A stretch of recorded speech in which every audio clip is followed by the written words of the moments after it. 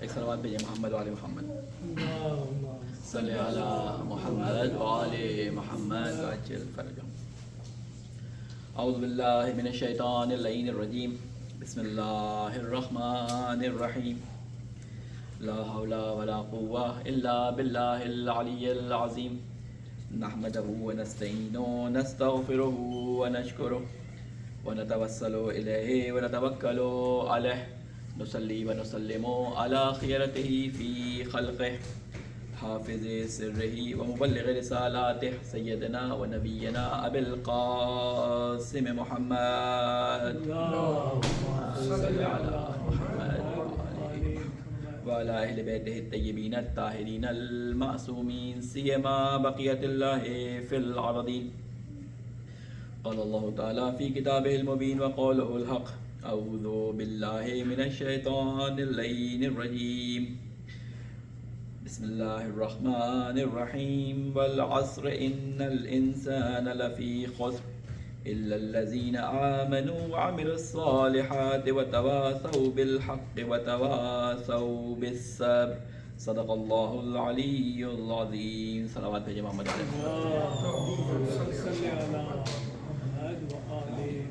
السلام علیکم ورحمۃ اللہ وبرکاتہ.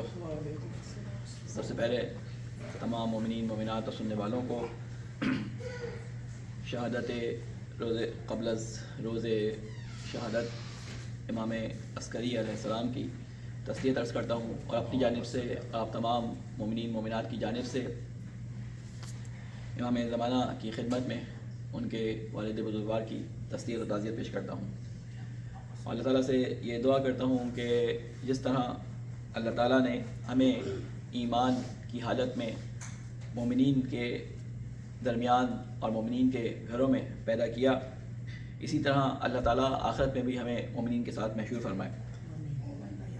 سب سے پہلے آپ تمام مومنین مومنات کو تقوی الہی کی وصیت اور تقوی الہی کی نصیحت کرتا ہوں، اور اللہ تعالیٰ سے یہ دعا کرتا ہوں کہ اے اللہ ہمارے کاموں کو تقوی الہی کے مطابق انجام دینے کی ہم سب کو توفیق عطا فرمائے.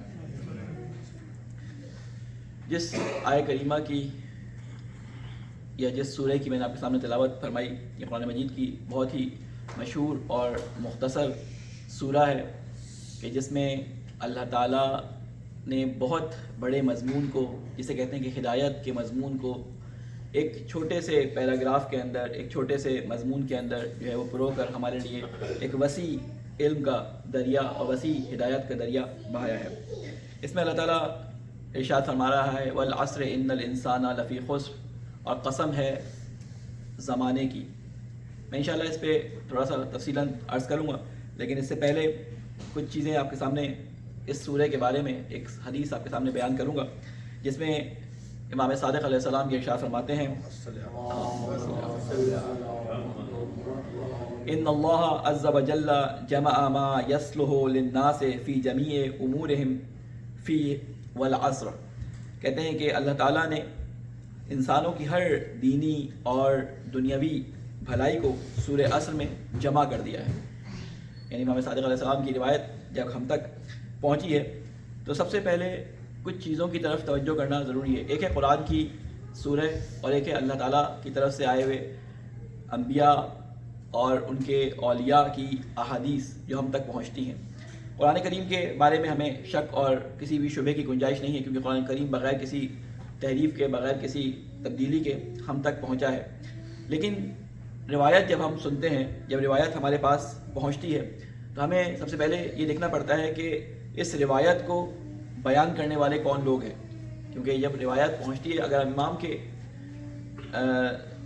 دہان مبارک سے سنتے یا امام سے مستقیماً یا ڈائریکٹ سنتے تو ہمیں اس میں کسی قسم کا شک نہیں تھا. لیکن یہ بات کتنے سال پہلے تقریباً بیان کی گئی؟ تقریباً 1250-1300 سال پہلے یہ بات امام صادق علیہ السلام کی زبان سے بیان ہوئی، اور 1300 سال کے بعد ہم تک پہنچی ہے. اگر آپ آج کل کے زمانے میں جو بہت ہی میڈیا کے لحاظ سے فاسٹ زمانہ ہے، خبریں سیکنڈوں میں جو ہے وہ ایک جگہ سے دوسری جگہ پہنچ جاتی ہیں، ان تمام سہولیات کے باوجود اگر آپ آج سے ایک ہفتے پہلے یا 2 ہفتے پہلے یا 1 سال پہلے کی کسی خبر کے بارے میں تجزیہ کرنا چاہیں اور اس کے مختلف اخبار جو اٹھا کے دیکھیں تو آپ کو ان میں اتنے زیادہ جسے کہتے ہیں کہ تبدیلیاں اور اتنی زیادہ ذرا اس میں اختلافات نظر آئیں گے کہ آپ ایک ہی حکم کے بارے میں، ایک ہی واقعے کے بارے میں مشتبہ ہو جائیں گے.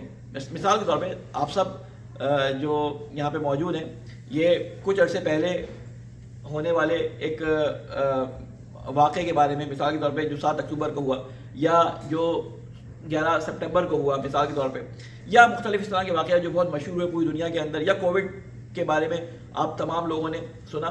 آج تک ہم اس کی اوریجنل علت، اوریجنل ریزن کے بارے میں جو ہے وہ تردید کا شکار ہیں کہ اس کا اصل ریزن کیا تھا، اصل وجوہات کیا ہوئی تھی. کیوں؟ اس وجہ سے کہ خبر کے پہنچنے میں جو لوگ بیان کرنے والے ہوتے ہیں، ہزاروں کے قریب کیمرے ہوتے ہیں، ہزاروں کے قریب رپورٹرز ہوتے ہیں، لیکن رپورٹرز کی خبروں کے اندر آپس میں اختلاف ہوتا ہے. ایک ہی نمائندہ جو BBC کو انٹرویو دے رہا ہوتا ہے وہ کسی اور طریقے سے بیان کرتا ہے، وہی جو وائس آف امریکہ کو بیان کرتا ہے تو اس میں تھوڑی سی تبدیلی آ جاتی ہے.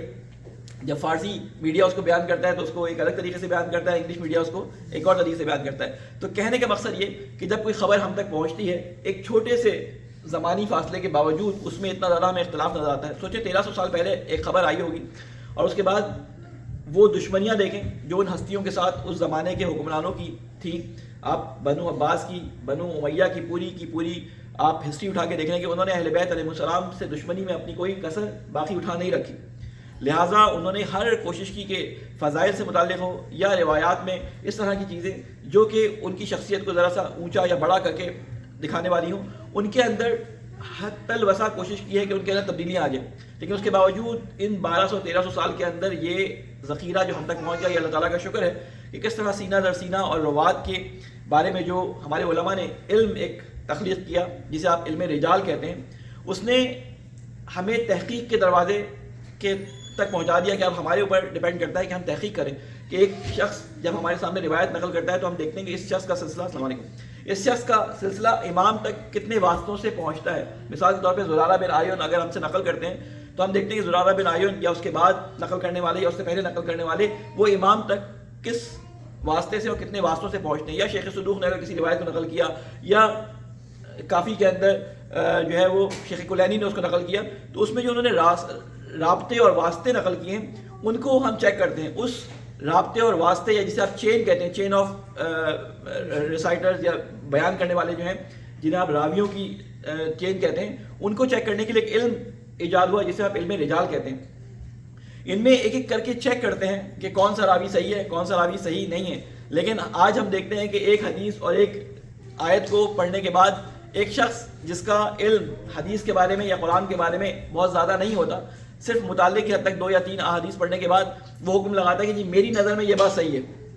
جبکہ جب ہم روایات کے مجموعے کو یا قرآن مجید کے مجموعے کو اٹھا کے دیکھیں تو خود قرآن مجید کے بارے میں روایات جو ہمیں ملتی ہیں، قرآن مجید کے بارے میں جو کہا گیا کہ قرآن کی بعض آیتیں بعض آیتوں کی تفسیر کرتی ہیں. اس کا مطلب ہے کہ ایک آیت کی تفسیر کرنے کے لیے آپ کو پورے قرآن سے آگاہ ہونا چاہیے تاکہ آپ بعض آیتوں کے ذریعے بعض آیتوں کو تفسیر کر سکیں یا اس کو کم از کم سمجھ سکیں.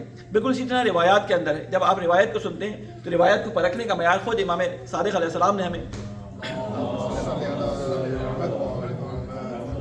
ہمیں دیا کہ جب روایت ہماری تمہارے پاس پہنچے تو اس کو قرآن پہ پرکھو، اور قرآن کے مطابق اگر ہو تو اس کو لے لو، اور قرآن سے مطابق نہ ہو تو اس کو چھوڑ دو. آج صرف قالا رسول اللہ یا قالا امام صادق یا قالا امیر المومنین لکھا ہونا کافی نہیں ہے، کیونکہ حدیث بنانے کے بعد، حدیث کو فیبریکیٹ کرنے کے بعد اس سے پہلے امام صادق کا نام یا امام علی علیہ السلام کا نام یا رسول خدا کا نام لگا دیا جاتا ہے. واٹس ایپ کے اوپر اور سوشل میڈیا کے اوپر اور انسٹاگرام کے اوپر اس حدیث کو سرکولیٹ کر دیا جاتا ہے. حدیث بالکل بھی جسے کہتے ہیں نہ معنی کے اعتبار سے نہ روات کی چین کے حساب سے امام سے تو متصل ہونا تو دور کی بات، وہ مضمون کے لحاظ سے بھی اسلام کی بنیادی اصولوں سے ٹکرا رہی ہوتی ہے. لیکن کیونکہ شروع میں نام لکھا ہوتا ہے قال رسول اللہ یا قال امام صادق یا قال امیر المومنین علیہ السلام، تو ہم اس کو حدیث سمجھ کر لے لیتے ہیں. اس کے بارے میں حکم آپ سن لیں، دین کا حکم کیا ہے. اس کے بارے میں دین کا حکم یہ ہے کہ اگر کوئی ایسی بات جو امام سے منسوخ کی جائے اور امام نے اس کو بیان نہ فرمایا ہو یا رسول نے اس کو بیان نہ فرمایا ہو تو بیان کرنے والا جھوٹا تو ہے ہی ہے، لیکن اگر روزے کی حالت میں ہے تو اس کا روزہ بھی باطل ہو جاتا ہے.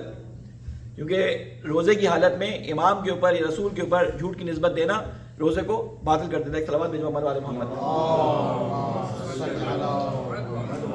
ایک اور صلوات بھیجو محمد والے محمد.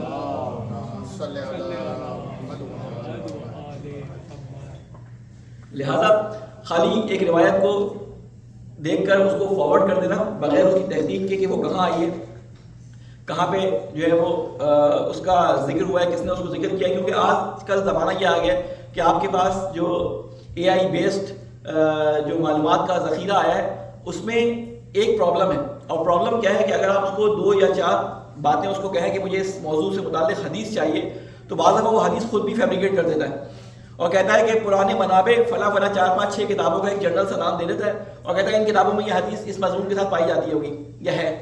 تو وہ حدیث اصلا قابل قبول نہیں ہے, وہ اس کی اپنی فیبریکیٹڈ حدیث ہے. ایسا نہیں کہ سب جگہوں پہ ایسی ہو, بعض جگہوں پہ وہ صحیح حدیث بھی بیان کر دیتا ہے, روایات نکال کے دے دیتا ہے, لیکن اس کے لیے آپ کو ضروری ہے کہ آپ کو پرومپٹ کا استعمال اس طرح سے آنا چاہیے کہ وہ صحیح حدیث کو آپ اس کے صحیح سورس سے اخذ کر سکیں. تو اس بات کو اس وقت کہنے کی وجہ کیا ہے؟ اس وقت کہنے کی وجہ یہ کہ اس زمانے میں سوشل میڈیا کے اوپر غلط روایات امام اور رسول کے نام سے منسوخ کر کے بیان کر دی جاتی ہیں. وہ لوگوں کے عقیدوں سے متعلق ہوتی ہیں, ڈائریکٹ عقیدوں پہ اثر انداز ہوتی ہیں. لہٰذا جب بھی آپ کے پاس کوئی حدیث آئے پہلے اس کو آپ کنفرم کریں. اب تو تمام سافٹ ویئرز موجود ہیں اس طرح کے کہ آپ اس حدیث کا میٹر جو ہے وہ نکالیں, اس میں لائنز نکالیں اور اس کو کسی اصلی کتاب کے اندر سرچ کریں. اگر وہ وہاں موجود ہے تب اس کے بعد, اس موجود ہونے کے بعد آپ فارورڈ کر سکتے ہیں. لیکن کیا وہ حدیث صحیح بھی ہے یا نہیں صحیح, اس کے لیے پھر آپ کو علماء سے یا علم رجال کے جو متخصصین ہیں ان کے ساتھ رجوع کرنا پڑے گا کہ یہ حدیث صحیح ہے یا نہیں صحیح. روزے کی حالت میں اس کو بھی آپ کسی کو صحیح حدیث کے عنوان سے بیان نہیں کر سکتے. تو کہنے کا مقصد یہ کہ حدیث جب ہم تک آتی ہے تو ہمیں دیکھنا چاہیے یا تو ہمارے پاس کتاب معتبر ہو یا بیان کرنے والا کوئی ایسا عالم ہو جو علوم حدیث کے اندر ایک نام رکھتا ہو. جیسے شیخ سلوک نے نقل کیے تو ہم شیخ سلوک کا حوالہ کر کے یا شیخ توسی کا حوالہ دے کر بیان کر سکتے ہیں. اب وہ حدیث صحیح ہے نہیں صحیح وہ بات کی بات ہے, اس سے عقیدہ نہیں بیان کیا جاتا. اخلاق کی آیات کے بارے میں, اخلاق کی روایات کے بارے میں اخلاق کی روایات کے بارے میں یہ ہے کہ بعض روایات کو قبول کیا جا سکتا ہے, روایات کو اخلاقی لحاظ میں, لیکن شرعی احکام کے مطابق یا عقیدے کے اس میں اس کو قبول کرنا جو ہے وہ مناسب نہیں ہے. سوال بھیجو محمد. آپ لوگ تھوڑا سا آگے آ جائیں تو خواتین کو ادھر جگہ مل جائے گی. آپ بچوں اس طرف تھوڑا سا آ جائیں, اس طرف. تو ایک اور سوال بھیجو محمد, یہاں پہ بھی آ سکتے ہیں, آگے اس کو آگے لگا دیں گے. بہرحال اللہ تعالیٰ نے, میں مختصر اپنے بات کی طرف آؤں, یہ روایت سورہ عصر کے بارے میں ہمیں ارشاد فرمائی. اللہ تعالیٰ نے ایک چھوٹے سے سورے کے اندر کامیابی کے 4 جو ہے وہ نسخے بیان کر دیے. 4 نکاتی پروگرام انسان کی زندگی کی کامیابی کے بارے میں اس نے بیان کر دیا. اور کامیابی قرآن ہی کی نظر میں یا اللہ ہی کی نظر میں کامیابی ہو سکتی ہے. ہم نے جو کامیابی کے معیار بنائے ہیں ان کامیابی کے معیار کو اللہ تعالیٰ کے معیار کے مطابق چیک کرنا پڑے گا. اگر وہ اس کے مطابق ہیں تو ٹھیک ہے, اگر اس کے مطابق نہیں ہے تو ہم نے اس کو چھوڑنا ہوگا. کیونکہ بعض لوگ کسی کی شخصیت سے مروب ہو کر, کسی کی دولت سے مروب ہو کر, کسی کے دینی سٹرکچر سے مروب ہو کے کہ مثلا اس کی شکل, اس کے ماتھے پہ سجدے کا نشان, یا اس کے گھر میں بہت بڑی عزاداری, یا اس کے گھر میں بہت بڑا میلاد, یا اس کے دینی کام یا بہت زیادہ صدقہ دینا لوگوں کو اس بات کی طرف متوجہ کرتا ہے کہ ہاں یہ تو پکا کیا ہے, جنتی ہے, یہ تو کامیاب ہو گیا. اللہ تعالیٰ قرآن مجید میں بتاتا ہے کامیاب ہونے کا معیار میں بتاؤں گا. تم اپنے معاشرے میں دیکھتے ہوئے کسی کو ایسے ہی کامیاب اور کسی کو ناکام نہیں کہہ سکتے, ٹھیک ہے نا. کامیاب اور ناکامی کا معیار اللہ تعالیٰ خود بتائے گا. اپنی طرف سے کسی کو ناکام اور کامیاب اس دنیا میں کم از کم ڈکلیئر نہیں کر سکتے, ٹھیک ہے. اس دنیا میں ڈکلیئر کرنے کے لیے اس کے اندر یہ شرائط پائے جانے چاہیے, اور وہ شرائط سورہ عصر کے اندر اللہ تعالیٰ نے ارشاد فرمائے کہ والعصر ان الانسان لفی خسر. قسم کھائی ہے کس کی؟ زمانے کی. زمانے کی قسم کیوں کھائی ہے؟ کیونکہ ہم عموماً زمانے کے لحاظ سے ہی اپنے کامیابی کے معیاروں کو جج کرتے ہیں کہ فلاں کیا کہے گا, اگر فلاں نے ہمارے لیے یہ کہہ دیا تو اس کا مطلب ہم کامیاب ہیں, فلاں کو اگر برا لگا تو ہماری بدنامی ہے, ہماری ناکامی ہے. تو یہ فلاں نے, خاندان نے, معاشرے نے, رشتہ داروں نے, دوستوں نے, ہم پلہ لوگوں نے, سوشل میڈیا فرینڈ نے, انہوں نے ہماری کامیابی کا معیار یا ہماری کامیابی کا ٹرینڈ نہیں بتانا کہ کامیابی کیا ہے, اللہ تعالیٰ بتائے گا. تو زمانے کی قسم ہی اس لیے کھائی ہے اللہ تعالیٰ نے والعصر, زمانے کی قسم, اس زمانے کی قسم کہ جس کی وجہ سے تم اپنے اچھے و برا ہونے کے معیار کو, جس کی وجہ سے تم اپنے ٹرینڈز کو, جس کی وجہ سے تم اپنی زندگی گزارتے ہو, فلاں السلام علیکم, فلاں برا مانے گا اس لیے ہم یہ کام نہیں کریں گے, فلاں کو اچھا لگے گا اس لیے ہم یہ کام انجام دیں گے. تو اللہ تعالیٰ نے قرآن مجید میں اس کی سختی سے نفی فرمائی ہے. سختی سے نفی کس طرح سے فرمائی ہے کہ اللہ تعالیٰ کہتا ہے کہ جو دکھاوے کے لیے کام کیے جائیں گے, ایک تو وہ ریاکاری میں آئیں گے, وہ ہمارے بارگاہ میں نزدیک رہیں گے. خیر میں مختصر اپنی بات کو یہاں پہ کروں. اس کے بعد اللہ تعالیٰ اس کے بعد فرماتا ہے والعصر ان الانسان لفی خسر, کہ زمانے کی قسم کھانے کے بعد اللہ تعالیٰ کہتا ہے کہ بے شک انسان خسارے میں ہے, بے شک انسان گھاٹے میں ہے. خسارہ اور نقصان میں فرق کیا ہے؟ نقصان ہوتا ہے کہ کسی مال کے اندر کمی ہونا, ٹھیک ہے، آپ کا جو فائدہ ہو رہا تھا، جو آپ کو بزنس کے اندر جو سود مل رہا تھا، جو فائدہ ہو رہا تھا، جو آپ کا بزنس چل رہا تھا، اس فائدے کے اندر کمی یا زیادتی کو نقصان کہا جاتا ہے. لیکن خسارہ عربی زبان کا ایک ایسا ورڈ ہے کہ جو بہت ہی ڈیپ مطلب کو بیان کرتا ہے. مثال کے طور پہ وہ نقصان جس کا جبران، جس کی کمی کو دوبارہ سے پورا نہ کیا جا سکے. اس کی مثال بڑی اچھی علماء دیتے ہیں کہ ایک انسان جو گرمی کے اندر برف بیچ رہا ہوتا ہے، اس کا اصل سرمایہ اس برف کے اندر ہوتا ہے. جیسے جیسے برف پگھلتی جاتی ہے کہ اس کا اصل سرمایہ پگھل رہا ہوتا ہے، اس کا اصل سرمایہ پانی میں بہہ رہا ہوتا ہے. خسارہ اس نقصان کو کہتے ہیں کہ انسان کا جو اصل زندگی کے اندر جو اس کا کمایا ہوا ثواب ہوتا ہے، یا اصل کمائی ہوئی زندگی کے اندر جو محنت ہوتی ہے جس کی وجہ سے اس کی شخصیت بنتی ہے، اس کی شخصیت کے اندر، اس کی روح کے اندر، اس کے ثواب کے اندر، اس کی جنت کے اندر نقصان ہو رہا ہوتا ہے. یعنی زندگی کے اصل کے اندر نقصان ہو رہا ہوتا ہے. اللہ تعالیٰ کیا فرماتا ہے؟ قسم ہے زمانے کی کہ بے شک انسان گھاٹے میں ہے. لیکن اگر انسان تمام کے تمام اس کے اندر شامل کر لیے جائیں تو اس کا مطلب ہے کہ اللہ تعالیٰ نے جو پلان بنایا تھا اور فرشتوں نے جو اس وقت اعتراض کیا تھا کہ اے اللہ تو ایسے لوگوں کو یہاں پہ تخلیق کر رہا ہے کہ جو بعد میں خون بہائیں گے، تو اللہ تعالیٰ نے اس آیت کو ذرا ذہن میں رکھیے گا. اور اس آیت کو جو سورہ بقرہ کے اندر مختلف جگہوں پہ آدم کی تخلیق کے وقت بیان کی گئی ہے، اس میں کیا فرمایا؟ فرشتوں کے اعتراض کے جواب میں اللہ تعالیٰ نے کیا فرمایا کہ میں جانتا ہوں جو تم نہیں جانتے. یعنی ان کو پتا تھا کہ یہ جو مٹی ہے، یہ جو طینت ہے، اس سے بننے والی شے کے اندر فساد اور خون خرابہ ہوگا.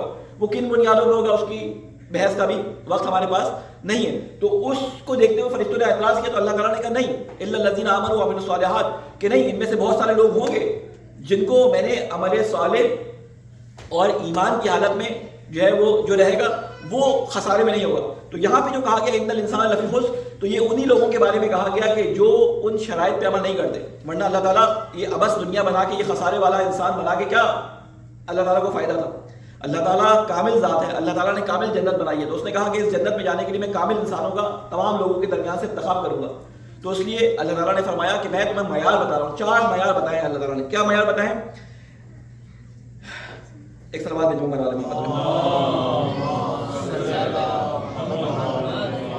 پہلا معیار بتایا ہے کیا؟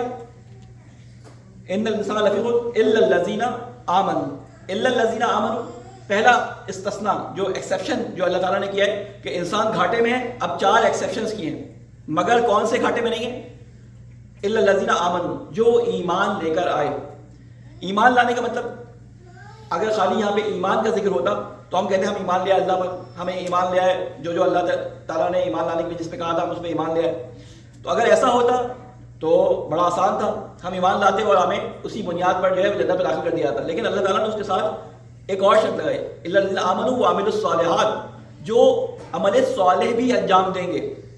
عمل صالح کی تعریف میں نے آپ لوگوں کے سامنے بیان کی تھی کہ عمل صالح اس عمل کو کہتے ہیں کہ جس میں کام بھی نیک ہو اور عمل بھی نیک ہو، نیت بھی نیک ہو. کام بھی اچھا ہو اور نیت بھی اچھی ہو. میں نے اس قرآن کلاس میں بہت سارے لوگ نہیں تھے، اس کو میں 1 منٹ میں ریپیٹ کر دوں کہ بعض دفعہ کام اچھا ہوتا ہے لیکن نیت اچھی نہیں ہوتی. نیت اچھی نہیں ہوتی. بہت سارے لوگ آپ کو معاشرے کے اندر نظر آئیں گے جو دکھاوے کے لیے کام کرتے ہیں. بہت سارے آپ کو معاشرے میں نظر آئیں گے جو اسلام لے کر نہیں آئے اور نیک کام کرتے ہیں. یہ سارے کرسچنز اور سارے یہودی اور مختلف جو غیر مسلمان ہیں بہت سارے نیک کام کرتے ہیں، لیکن بعض دفعہ ان کی نیتیں بھی اچھی ہوتی ہیں.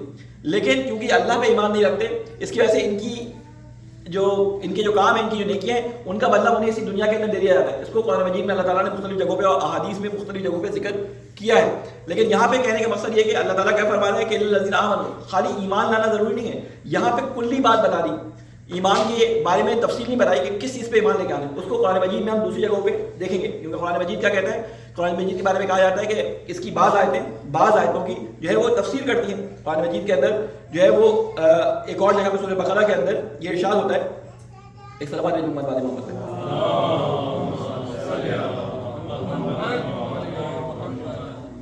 ایک اور صلوات بھیجو محمد والے محمد. لیس البر ان تولوا وجوہکم قبل المشرق والمغرب ولکن البر من آمن باللہ. یہاں پہ ایمان کے بارے میں ڈیٹیلز بتائی جا رہی ہیں کہ نیکی صرف یہ نہیں ہے کہ تم اپنا چہرہ جو ہے وہ قبلے کی طرف کر لو اور ٹھیک ہے یا مشرق مغرب کی طرف کر لو اور یہ کہو کہ ہم نے نیکی کر لی. یعنی جو جس طرف منہ کر کے نماز پڑھتا ہے دونوں طرف کر دیا، مشرق اور مغرب، کہ مثلا عیسائی یا یہودی جس طرف رخ کر کے اپنی عبادات کرتے ہیں یا مسلمان جس طرف رخ کر کے اپنی عبادات کرتے ہیں، دونوں کے بارے میں کہہ دیا کہ نیکی یہ نہیں ہے کہ تم مشرق یا مغرب کی طرف اپنا منہ کر لو اور اس کو سمجھو کہ نیکی ہے، بلکہ کیا ہے، بل اس کے بعد فرماتے ہیں وَلَكِنَّ الْبَرَّ، لیکن نیکی یہ ہے من آمن باللہ، جو ایمان لے کے آئے اللہ تعالیٰ کے اوپر، نمبر 1 اللہ پر ایمان لے کے آؤ، ٹھیک ہے، میں تفصیل اس کی بیان نہیں کر رہا، وَيَوْمِ الْآخِرِ، اور آخرت پر ایمان لے کے آؤ، وَالْمَلَائِكَةِ، اور ملائکہ پر ایمان لے کے آؤ، وَالْكِتَابِ، اس کی تمام کتابوں پر ایمان لے کے آؤ۔ یہ الف لام جو لگا ہوا ہے نا، الف لام ایک تو تمامیت کو اور ایک ملکیت، یعنی دونوں چیزوں کو شو کرتا ہے۔ آپ کیا کہتے ہیں؟ الحمدللہ، کیا ترجمہ کرتے ہیں اس کا؟ تعریف اللہ کی، یا تمام تعریفیں اللہ کی، یعنی اللہ مالک ہے تمام تعریفوں پر، تمام تعریفیں اللہ کے لیے، یعنی ملکیت ہے یہ تعریف اللہ کی، اللہ ہی کے لیے تعریف ہو سکتی ہے، اس کے علاوہ کسی کی تعریف نہیں ہو سکتی، حقیقی تعریف۔ تو اللہ جب الف لام آتا ہے تو وہ تمامیت کو ظاہر کرتا ہے، ٹھیک ہے، اور کیا کرتا ہے کہ کوئی چیز اس میں سے چھوٹی نہیں ہے، تمام کی تمام جو نیکیوں کے مصداق ہو سکتے ہیں وہ اس کے اندر شامل ہوں گے۔ تو اللہ تعالیٰ پہلے یہاں پہ کچھ مصداق بیان کر رہے ہیں کہ ایمان لانا اللہ پر، آخرت پر، ملائکہ پر، کتاب پر اور نبیوں پر، اور اس کے بعد صرف ایمان لانا کافی نہیں ہے، پھر عملی اقدام بتاتا ہے۔ پھر اس کے بعد فرماتا ہے وَآتَ الْمَالَ عَلَىٰ حُبِّهِ، اور اللہ تعالیٰ کی رضا کے لیے اپنے مالوں کو دینا، اپنے مال کو اللہ کی رضا کے لیے خرچ کرنا۔ کس میں خرچ کرنا؟ آگے اس کے مصداق بھی بتا دیتا ہے، عَلَىٰ حُبِّهِ ذَوِي الْقُرْبَىٰ، سب سے پہلے اپنے رشتہ داروں کو، یعنی آپ جب انفاق کرنے لگے، آپ جب صدقہ دینے لگے، آپ جب کوئی مدد کا ارادہ کریں تو سب سے پہلے دیکھیں اپنے خاندان کے اندر، اپنے رشتہ داروں کے اندر، اپنے نزدیک لوگوں میں کوئی سفید پوش ایسا تو نہیں کہ جس کو آپ کی مدد کی ضرورت ہو اور وہ آپ سے کہہ نہ پا رہا ہو۔ دوسروں کے تھرو آپ کو یہ معلوم ہونا چاہیے کہ آپ کے رشتہ داروں میں کس کو ضرورت ہے، وہ آپ سے نہ بولے بلکہ آپ کوشش کریں کہ اس تک پہنچنے کی رسائی کی کوشش کریں، آپ کی طرف سے تھوڑے سے انفاق سے اس پہ جو ہے اس کا بہت اچھا گزارا ہو سکتا ہے۔ پہلے کہا وذوی القربیٰ، سب سے پہلے اپنے کس کو دیکھو؟ رشتہ داروں کو دیکھو، پھر کہا والیتامیٰ، اور پھر یتیموں کو دیکھو۔ یتیموں کے بارے میں آپ کو معلوم ہے کہ وہ بچہ جو چھوٹی عمر کا ہو، اس کے باپ کا اس دنیا سے گزر جائے، باپ کا انتقال ہو جائے تو اس کو یتیم کہا جاتا ہے۔ وہ جو بڑے عمر میں کسی کے باپ کا انتقال ہو کہتے ہیں ہم یتیم ہو گئے، وہ یتیم ہوتے ہیں، لیکن وہ جو یتیم جس کے بارے میں حکم دیا گیا وہ یتیم، وہ چھوٹا بچہ ہوتا ہے جس کے باپ کا اس دنیا سے جو ہے وہ جو گزر جائے۔ اس کے بعد مساکین، مساکین کون لوگ ہوتے ہیں؟ مسکین وہ لوگ ہوتے ہیں، سکنہ سے نکلا، سکنہ سکن چھری کو بھی کہتے ہیں، ٹھیک ہے، سکنہ سے مراد یہ ہوتا ہے کہ وہ لوگ جو بظاہر ہمیں سالم نظر آ رہے ہوتے ہیں لیکن معاشرے کے اندر یا تو ان کی علم کی کمی کی وجہ سے یا ان کے ڈگریز کی کمی کی وجہ سے یا کسی بھی وجہ سے ان کو جابز نہیں مل رہی ہوتی، ان کو جو ہے معاشرے کے اندر لوگوں کو رزق کمانے کے لیے تگ و دو کے باوجود پورا گزارا کرنا مشکل ہو رہا ہوتا ہے، کیونکہ اللہ تعالیٰ نے بعض دفعہ سختیاں رکھی ہیں، سختیاں ہو جاتی ہیں، کسی کے لیے سختی رکھی ہے، کسی کے لیے آسانی، تو ایسے لوگ بھی مسکین کہلاتے ہیں۔ یا کسی معذوری کی وجہ سے وہ حرکت نہ کر سکتا ہو، کسی معذوری کی وجہ سے، کسی بھی وجہ سے جاب سے وہ ریسٹرکٹڈ ہو، جاب نہ کر سکتا ہو، کمائی نہ کر سکتا ہو، تو ایسے لوگ ہمارے مال میں ہمارے حصے دار ہیں۔ پھر اس کے بعد فرمایا وابن السبیل، ایک راستے کا بیٹا۔ راستے کا بیٹا کون ہوتا ہے؟ راستے کا بیٹا مثال کے طور پہ پاکستان سے یا امریکہ کے اندر یا انڈیا سے یا بنگلہ دیش سے کوئی اپنے ملک سے کسی اور ملک میں جاتا ہے، یا ہم لوگ امریکہ سے اٹھ کے عراق زیارتوں کے لیے جاتے ہیں، ہمارا کوئی پاسپورٹ اور والٹ جو ہے وہ چوری کر کے لے جاتا ہے، اب وہاں پہ ہم ابن سبیل ہیں۔ اس جگہ پر ہم چاہے جتنے بھی پیسے والے ہوں، پاکستان میں یا انڈیا میں کوئی جتنے بھی پیسے والا ہو، لیکن کسی اور جگہ پہ جو اس کے وطن سے دور ہے، وہاں پہ جب اس کو ضرورت ہو تو آپ کو اگر وہ اعلان کرے تو ہم تمام لوگوں کا جو وہاں پہ متمکن ہیں، جن کے پاس مال دیا ہے اللہ نے، تو اس کے اوپر ضروری ہے کہ وہ ایسے شخص کی مدد کرے اپنے مال میں سے۔ پھر اس کے بعد کہا والسائلین، اور آخر میں وہ لوگ جو آپ سے سوال کر لیں۔ جب کوئی انسان سوال کرتا ہے کسی سے تو وہ اپنی عزت و آبرو کو داؤ پر لگا کر آپ کے سامنے ہاتھ پھیلاتا ہے، اس لیے کہا جاتا ہے کہ جب آپ سے کوئی سوال کرے تو ایسے اس کے ہاتھ پر آپ مال یا پیسہ رکھیں کہ اس کو بھی شرمندگی نہ ہو اور آپ کی آنکھیں بھی اس کی آنکھوں سے نہ ٹکرائیں۔ اور یہی روایات میں ملتا ہے کہ جب آپ مدد کریں تو ایسے مدد کریں، اس کا کنایا جو استعمال کیا جاتا ہے کہ ایک ہاتھ، اگر سیدھے ہاتھ سے مدد کریں تو الٹے ہاتھ کو سپٹ ڈالو۔ تو یہ ہمیں معیار بتائے گئے ایمان لانے کے، نیکی کے معیار اللہ تعالیٰ مختلف جگہوں پہ قرآن مجید کے اندر بیان کر رہے ہیں۔ پھر اس کے بعد آگے فرمایا کہ پھر اس کے بعد یہ تمام کام کرنے کے بعد پھر نماز پڑھیں۔ جب ان تمام کاموں کرنے کے بعد وہ نماز پڑھتا ہے تو پھر وہ نماز ہوتی ہے کہ جس کے بارے میں قرآن مجید میں اللہ تعالیٰ نے فرمایا کہ ان الصلاۃ تنہی عن الفحشاء والمنکر، کہ یہ نماز ہے جو منکرات سے اور بے حیائیوں سے روکتی ہے۔ بہرحال یہ تفصیلی آیت ہے۔ تو کہنے کا مقصد کہ اللہ تعالیٰ نے بیان کیا کہ ایمان لے کے آؤ، جب ایمان لے کے آ جاؤ وآمنوا وعملوا الصالحات، پھر تم نیک اعمال بھی انجام دو۔ ایمان لانے کے بعد خالی ایمان لانا کہ ہمارا عقیدہ بہت پکا ہے ہم جنت میں چلے جائیں گے، خالی عقیدہ ہونے سے جو ہے وہ جنتیں انسان کو نہیں ملتی. اس کے ساتھ کیا ہوتا ہے؟ عمل صالح، نیک عمل کرنا پڑتا ہے. صالح عمل کون سا ہوتا ہے؟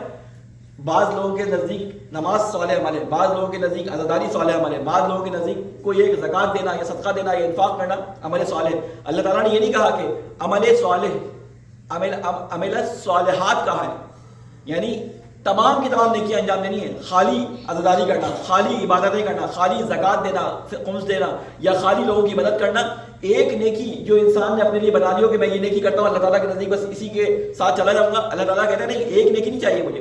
میں نے تمہیں جو بتایا ہے وہ الصالحات بتایا ہے. الصالحات مطلب یعنی جتنی نیکیاں ہو سکتی ہیں جو میں نے قرآن مجید میں بیان کر دی یا جو میرے رسول نے تمہیں حدیثوں کے اندر صحیح حدیث سے تم تک پہنچ گئی، وہ تمام کی تمام نیکیاں کرنے کی تمہیں کوشش کرنی چاہیے. جس نیکی کو تم انجام دے سکتے ہو، تمہاری اختیار میں ہے، اس نیکی کو انجام دینے کے لیے تمہیں کوشش کرنی ہے، چاہے تم اس کو انجام دے پاؤ یا انجام نہ دے پاؤ. تو اللہ تعالیٰ نے ایک چھوٹی سی سورہ کے اندر ہمیں ایک بڑا مضمون بیان کر دیا کہ 4 نکاتی پروگرام. سب سے پہلے کیا ہے؟ ایمان لے کے آنا ہے اللہ پہ. پھر اس کے بعد کیا ہے؟ وعمل الصالحات. 2 باتیں ہو گئی. اور نیک اعمال تمام کی تمام انجام دینے کی کوشش کرنی ہے. اب یہاں پر اگر آیت رک جاتی اور یہ جو آیات کے بیچ میں کہا ہے نا وعمل الصالحات وتواصوا بالحق وتواصوا بالصبر، ایک واو سب کے بیچ میں آیا ہوا ہے.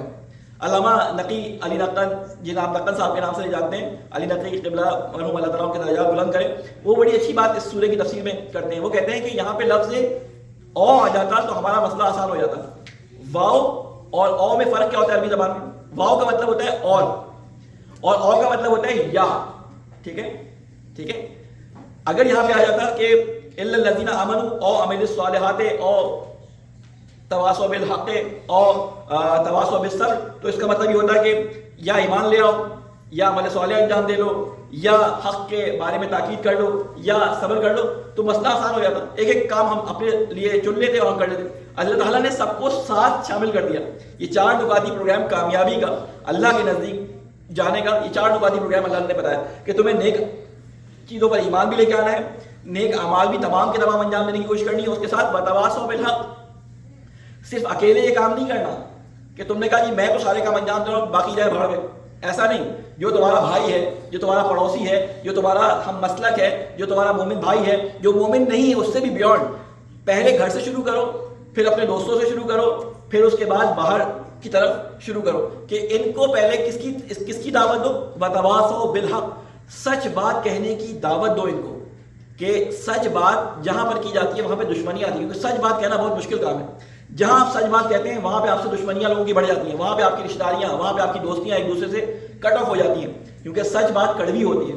کیونکہ انسان کے مفادات سے جب ٹکراتی ہے سچ بات تو وہ لوگوں کی نظروں میں انسان برا ہو جاتا ہے. تو سب اللہ تعالیٰ کیا کہہ رہا ہے؟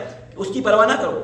سچ اور حق بات جہاں پہ ہو وہاں پہ آپ کیا کریں؟ اس کو بیان کرنے میں دریغ نہ کریں، چاہے وہ اپنا کوئی گھر والا ہو، چاہے وہ اپنا کوئی دوست ہو، چاہے وہ اپنا کوئی ہم مسلک ہو. اس کے بعد اللہ تعالیٰ فرماتا ہے، بس میں مختصر کر رہا ہوں بات کو، وتواصوا بالحق وتواصوا بالصبر. اور جب اس تلخی کے نتیجے میں، اس سچ بات کہنے کے نتیجے میں لوگوں سے تلخیاں بڑھیں گی، لوگوں کے پتھر آئیں گے، لوگوں کی گالیاں آئیں گی، تو وتواصوا بالصبر، تو حق کے ساتھ تم کس چیز کی تاکید کرو؟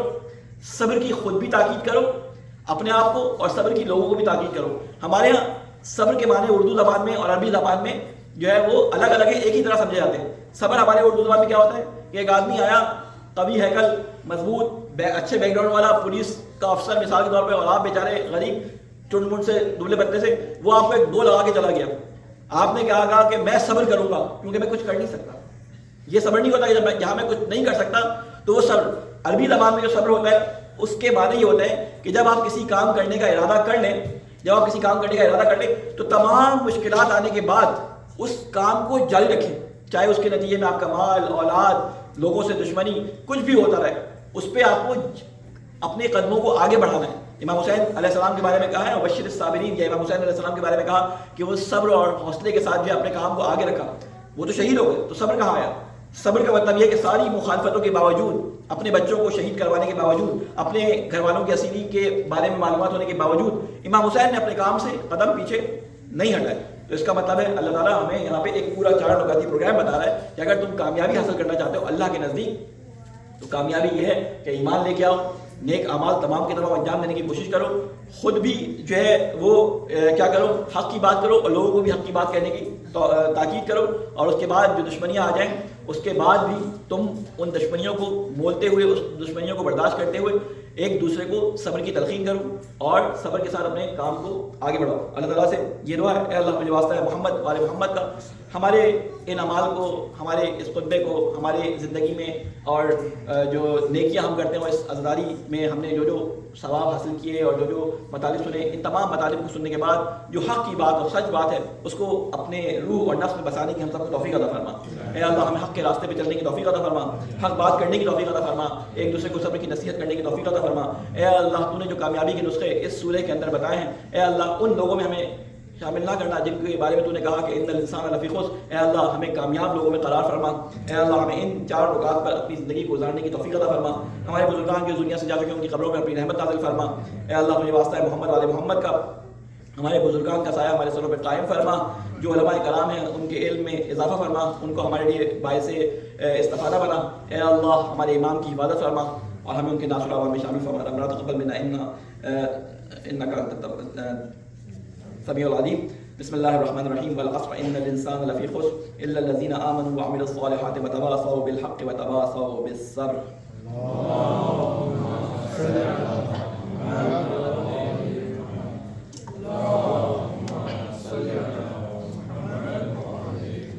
اعوذ باللہ من الشیطان الرجیم، بسم اللہ الرحمن الرحیم۔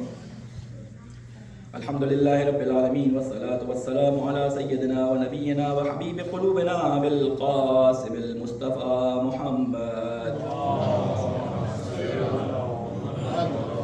وعلى آله الطيبين الأطهرين المنتجبين، سيما علي أمير المؤمنين والصديقة الطاهرة فاطمة الزهراء سيدة النساء العالمين، والحسن والحسين سيدي شباب أهل الجنة، وعلي بن الحسين ومحمد بن علي وجعفر بن محمد وموسى بن جعفر وعلي بن موسى ومحمد بن علي وعلي بن محمد والحسن بن علي والخلف القائم المهدي، حججك على عبادك وأمنائك في بلادك، وصل على أئمة المسلمين وحماة المستضعفين وهداة المؤمنين، أوصيكم عباد الله ونفسي بتقوى الله۔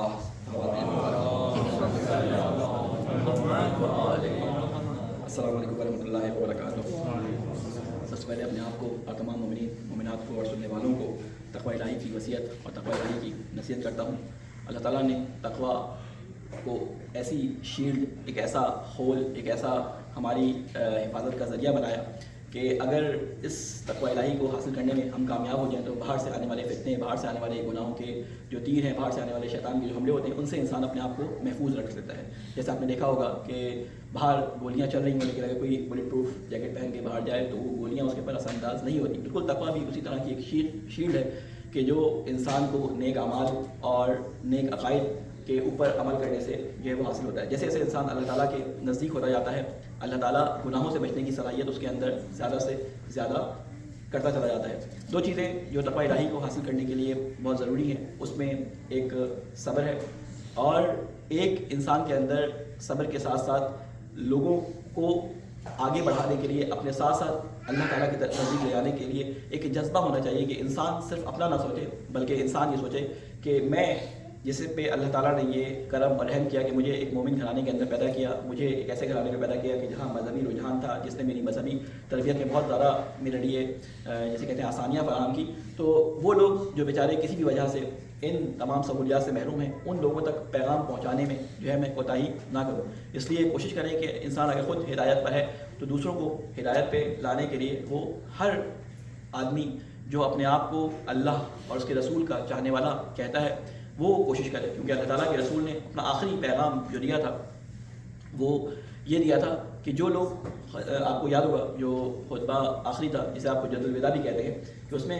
رسول اکرم نے تمام تعلیمات کو پہنچانے کے بعد یہ حکم دیا تھا کہ جو لوگ یہاں موجود ہیں، حاضرین جو ہیں وہ غائبین کو پیغام پہنچا دیں۔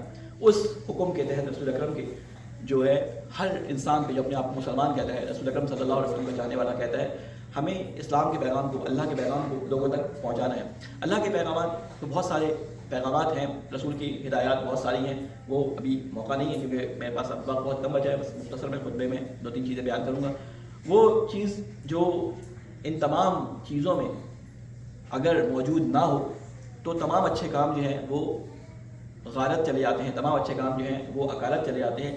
وہ کیا ہے؟ وہ ہے مظلوم کی حمایت، کہ اگر آپ کو تمام فیسلٹیز اللہ کی طرف سے حاصل ہیں، آپ کو تمام امنیت اللہ تعالیٰ کی طرف سے حاصل ہے، آپ کے پاس تمام اللہ تعالیٰ نے جو نعمتیں دی ہیں ان کا ایکسس موجود ہے، لیکن آپ ہی کا ایک مسلمان بھائی، آپ ہی کا ایک جو ہے وہ چاہنے والا، مسلمان نہ بھی ہو، ایک انسان، انسانیت کے ناطے اللہ تعالیٰ نے جو ہے وہ آپ کا اس کو بھائی بنایا انسانیت کے ناطے، اس کے اوپر اگر کوئی مصیبت آتی ہے تو وہ درد جو اس کو محسوس ہوتا ہے، وہ درد جس سے وہ گزرتا ہے، اس درد کو اگر ہم احساس نہ کر سکیں تو اس کا مطلب ہے کہ ہمارے اندر وہ دین اسلام کی جو روح ہے وہ ابھی تک داخل نہیں ہو سکی۔ مولا علی علیہ السلام نے یہ فرمایا تھا کہ کونوا للظالم خصما، کہ ظالم کے لیے جو ہے وہ سخت گیر ہو جاؤ اور جو مظلوم ہے اس کے حمایت کرنے والے بن جاؤ۔ اب وہ حمایت چاہے وہ پیسے کی صورت میں ہو، چاہے وہ حمایت اس کے لیے آواز اٹھانے کی صورت میں ہو، چاہے وہ حمایت اس کے لیے کوئی ایسی چیز پرووائڈ کرنے کی صورت میں ہو جس سے اس کی مشکلات میں کمی آ جائے، کسی بھی طرح کی حمایت ہو جو ہمارے ہاتھوں سے ہو سکے وہ حمایت ہمیں کرنی ہے۔ آج کل آپ کو معلوم ہے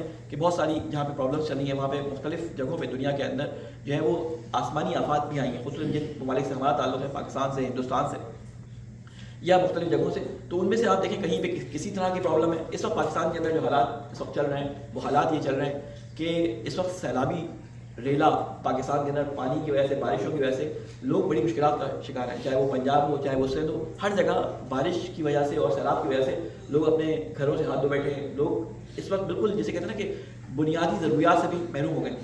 جب سیلابی ریلا آیا ہے تو ہزاروں کی تعداد میں وہ خاندان جو دریا کے کنارے جن کی آبادیاں تھیں وہ ساری کی ساری بہہ گئی، کچھ کے کاروبار چلے گئے۔ تو اس وقت آپ کوشش کریں کہ جو آپ کے جاننے والے عزیز جو مشکلات کا شکار ہیں یا کچھ انجمنیں جن کو آپ جانتے ہیں کہ جو ان کاموں کے لیے خیرین ہیں، مدد کر رہے ہیں، ان میں جو بھی آپ لوگ اپنا حصہ ڈال سکتے ہیں وہ حصہ آپ ڈالیں، تاکہ آپ قیامت میں خدا کو یہ جواب دے سکیں کہ ہم کم از کم ہمارا کنسرن تھا ان کے بارے میں، کہ ہم دیکھ رہے تھے کہ ان کو پرابلم ہے تو ہم اس کے لیے کیا کر سکتے ہیں، ہم نے اس کام کو انجام دیا۔ دوسری یہ تو ہے ایک ظاہری پرابلم، ایک پرابلم جو یہاں پر اس معاشرے میں رہتے ہوئے ہمارے لوگوں، ہمارے بچوں کو ہے، اور وہ پرابلم ہے ہمارے بچوں کے سوالات کے جواب دینے کے لیے ہمارے پاس کوئی اتھینٹک اور کوئی پراپر ذریعہ موجود نہیں ہے۔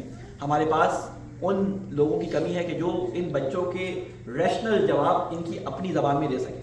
یہ کوتاہی میرے اندر بھی اس لحاظ سے موجود ہے کہ انگلش میں جواب دینے کے لیے میرے اندر ابھی تک میں یہ ایبلٹی اپنے اندر پیدا نہیں کر سکا کہ جو ان کے جوابات ہوتے ہیں ان کو انگلش میں دیا جا سکے۔ اس لیے میں اپنے جو مومنین اور مومنات جو چاہتے ہیں کہ اس کام میں حصہ ڈالیں ان سے کہتا ہوں کہ کم از کم اپنے اولادوں میں سے اگر ہو سکے یا اپنے پوتوں پوتیاں نواسوں میں سے کوئی ایک تیار کرے کہ اللہ تعالیٰ کی اس آیت کا مزداق بن سکے کہ اللہ تعالیٰ فرماتا ہے کہ جب تمہیں عقائد کے لحاظ سے اور دینی لحاظ سے پرابلم ہو تو تم میں سے کیوں کوئی آدمی نہیں جاتا علم دین حاصل کرنے کے لیے، اور علم دین حاصل کرنے کے بعد وہ اپنے معاشرے میں پلٹے اور اپنے لوگوں کو وہ اللہ کے دین کے بارے میں بتائے۔ کیونکہ اس وقت پرابلم یہ ہے کہ اردو زبان کے اندر یا عربی زبان میں یا فارسی زبان میں آج کل کے جدید اشکالات جو پیدا ہو رہے ہیں ان کے جوابات موجود ہیں، لیکن انگلش میں ان کا جواب دینے والا کوئی موجود نہیں ہے یا بہت کم ہے تعداد میں۔ اس لیے آپ لوگ کوشش کریں کہ اپنے بچوں کو تھوڑا سا اردو کی طرف جو ہے وہ اس لحاظ سے توجہ دیں کہ اردو کو آئے، کیونکہ ابھی تک انگلش میں ہم وہ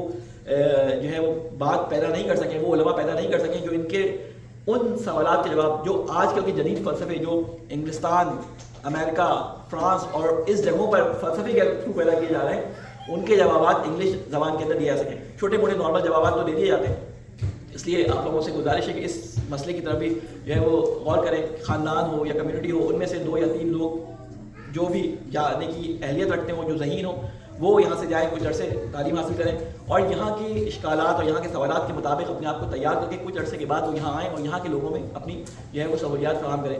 لیکن جب تک یہ لوگ موجود نہیں ہیں اس وقت تک جو لوگ موجود ہیں کم از کم ان لوگوں سے جو ہے وہ استفادہ کرنے کے لیے آپ لوگ جو ہے کوشاں رہیں، اپنے بچوں کو لے کے جائیں، علماء سے ملاقات کروائیں جو انگلش والے ہیں، جو اردو والے ہیں۔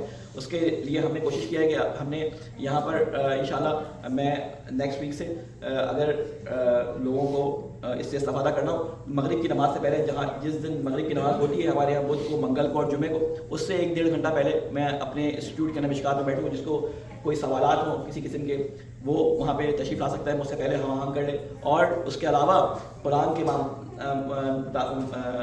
تصحیح کے متعلق، تجوید سے متعلق، نماز سے متعلق یا احکام یا کسی بھی قسم کی کنسلٹنسی کی ضرورت ہو تو اس سے کانٹیکٹ کرے اور وہاں پہ میرے پاس وہ وہاں پہ آ سکتا ہے. اور بھی وہاں پہ ہم کوشش کریں گے اگر کوئی ایسا خاص مسئلہ ہو جس کے لیے ہم کسی اور کو دعوت دینی پڑے تو ہم کسی عالم کو یا کسی اس فیلڈ کے متخصص کو وہاں پہ ہم بلائیں اور آپ کی اس مشکل کو حل کرنے کی کوشش کریں. اللہ تعالیٰ سے یہ دعا ہے کہ اللہ تو یہ واسطہ ہے محمد والے محمد کا، ہماری اس بات کو بھی باغ میں قبول و مقبول فرما. اے اللہ ہمارے گناہ کبیرہ اور صغیرہ کو معاف فرما. اے اللہ جہاں جہاں مشکلات میں مسلمان اور دوسرے انسانیت کے لوگ گھرے ہوئے ہیں، اے اللہ مشکلات سے ان کو نجات عطا فرما. اے اللہ تجھے واسطہ ہے محمد والے محمد کا، ہمارے علماء کرام کا سایہ ہمارے سروں پہ قائم فرما. اے اللہ مظلوموں کی حمایت کرنے کے لیے آواز اٹھانے کی ہم سب کو توفیق عطا فرما. اے اللہ امام کی حفاظت فرما، ہمیں ان کے ناصر و عوام میں شامل فرما. ربنا تقبل منا انك انت السميع العليم برحمتك يا ارحم الراحمين. بسم الله الرحمن الرحيم. قل هو الله احد الله الصمد لم يلد ولم يولد ولم يكن له كفوا احد. صلوات الجمهور.